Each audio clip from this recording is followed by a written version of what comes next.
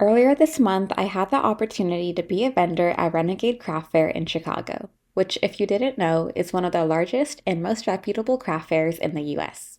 Getting accepted to this market was a dream come true, with the added bonus of a weekend trip to Chicago. So come along with me to see what the days leading up to the event were like and how it all turned out. If you've been following along with my videos this month, you probably know that I was talking about prepping for Renegade Craft Fair for a while, so I figured that it was time to actually make a video about how it all turned out. I recorded lots of behind the scenes of what it was like setting up my booth and how I laid out all of my displays, and also just what I got up to before the market, like visiting a local neighborhood and checking out some fun local shops and boutiques. So there will be a bit of that in this video, but later on, I know the more exciting part for a lot of people might be finding out what the financials of the event were like. So how many sales I made, like what were the costs of attending the event, product costs, all of that good stuff. If you're another artist or maker, I know attending a really big event like this can be scary because it's a big financial risk and there's not a lot of information out there. So I hope I can provide some insight into how the experience was for me and if it could help you make your decision in the future. So, without delaying it any further, let's just get into everything.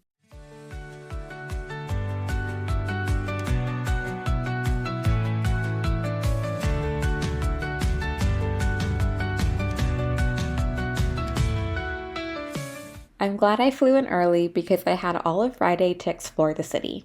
I spent all afternoon in Andersonville, which is a super cute neighborhood full of vintage stores, antique shops, and local cafes and boutiques. My favorite part was visiting Andersonville Galleria, a three-story shop filled with goods from local small businesses. It was basically one shop filled with over 100 mini shops, since every vendor had their own small display. I literally spent over an hour here just browsing and getting inspired by everyone's craftsmanship and story.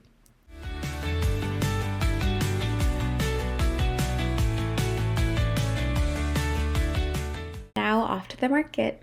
I chose a shared booth option since the fee for the market is pretty high and I wasn't ready to commit to a full booth vendor fee. It worked out so well though since I was paired with the brand Honey Ceramics, who specialized in the cutest fruit and food themed painted ceramics and watercolor prints. We rented a tent and our own tables so the setup was pretty easy, but the wind was definitely my enemy for the first couple hours of the event. My earrings are so lightweight that they kept flying off the shelves, and my displays were even knocked over a couple of times.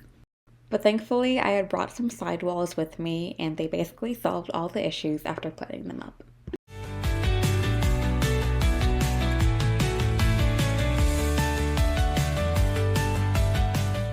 Okay, it's been a couple weeks since the event, but I still remember everything pretty clearly, so let's recap it all. The event logistics and vibes were all around just really amazing. It was really well organized. Renegade communicated everything well in advance. They had like a whole participation kit where our booth was located, the other vendors that would be there. They offered like table and tent rentals, like anything you would need for your booth. And I'm also just so happy that it seems they put a lot of thought into who they pair vendors with. I really felt like our pairing was so perfect. Liza of Honey Ceramics was just the sweetest person ever, and I'm so happy that we got to share a booth because I got to know her really well. And her products are like hand painted ceramics that tend to have like fruit or food themed paintings on them. And on the second day, she even like made me my own little print. This little guy is me. He's an otter, and this was the outfit that I was wearing on the first day of the market. So I had my little strawberry sweater and my red pants, and then she gave him slash her slash me these little strawberry shoes and a strawberry hat. I'm really glad that I had this little souvenir to take from our experience together. And my friend also came to sit with me pretty much both days, like all day. So it was really nice to have that extra help and just another person to chat with when times are slow. But now let's get to the part that you've probably all been waiting for, the actual sales from the event. So the event was 2 days, so let's break it up between the 2 days, Saturday and Sunday.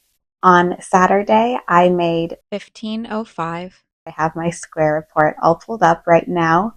So that was 44 transactions on Saturday. And then on Sunday, I had $1,327 in sales. And that was from 40 transactions. I don't remember if this came from Saturday or Sunday, but I also had like Venmo transactions or cash given to me throughout the weekend that totaled up to be $150.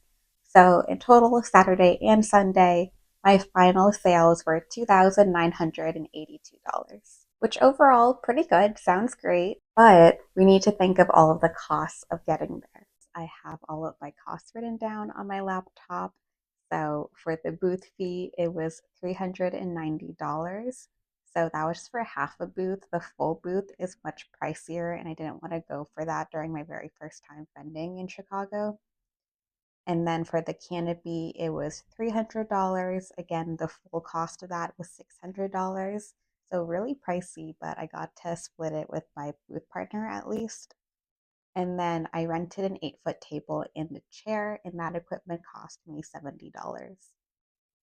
So altogether, that was 300, no, altogether, that was $760.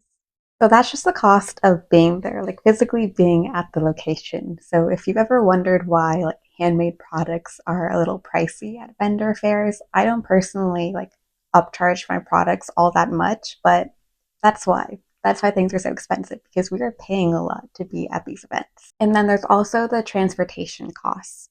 So my flight from DC to Chicago was $296, which isn't terrible.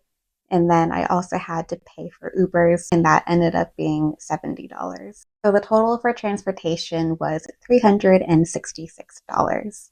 And then for product costs of everything that was sold, I sold a variety of items and everything cost slightly different to make. But for the sake of simplifying it, I estimated it for this video, and that ended up being around $210. So all of those costs together ended up being $1,336. So after subtracting that from my sales of $2,982, I ended up actually making $1,646. So honestly, not that great. I was hoping that I would do a lot better financially. Typically, when I do a large market in DC, I end up making over $2,000. And so over a weekend, I'll have about 4,000. So that was my goal for this event. But there was a little part of me thinking that I would do even better since Renegade is such a big name. And I know that they have really big crowds in Chicago. So a little part of me thought that I could maybe even make $5,000. So now I'm realizing that was a bit unrealistic because I did share a booth, which meant that my table was oriented like a certain way where it was just facing the aisle, like the short side. And so I had very limited space to like really make an impression on people to come and enter the booth. And my booth partner actually had a good idea of like having a rack outside of the booth with her prints, and I feel like that attracted a lot of people to come in and see her stuff. So I think having the shared booth option is great to kind of just test out if people are into your products, like if that's the right market.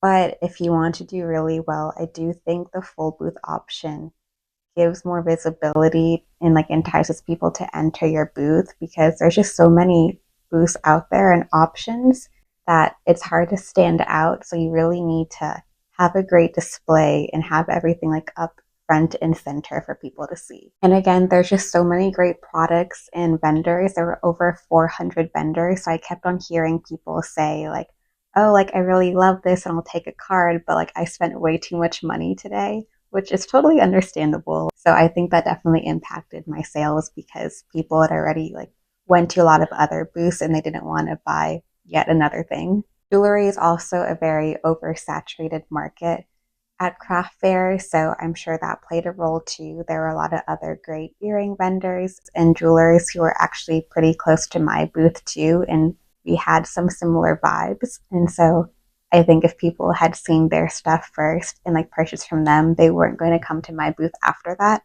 So even though I didn't do as well as I hoped, I think it's always valuable at the end to kind of think why that happened. And after considering all these factors, like it totally makes sense. So I didn't meet my sales goal, but would I do it again? Probably, and here's why.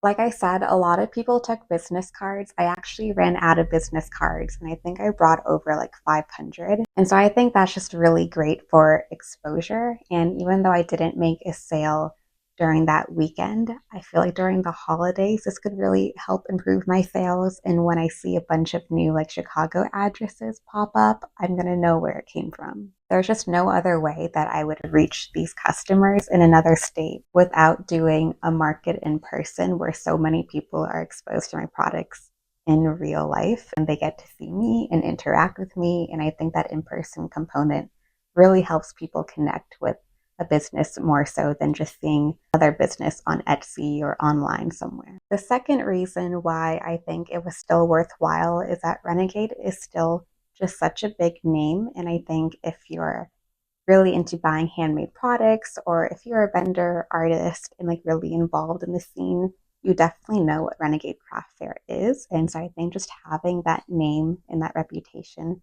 really helps me as a business, like having that on my Instagram profile and being a part of their roster.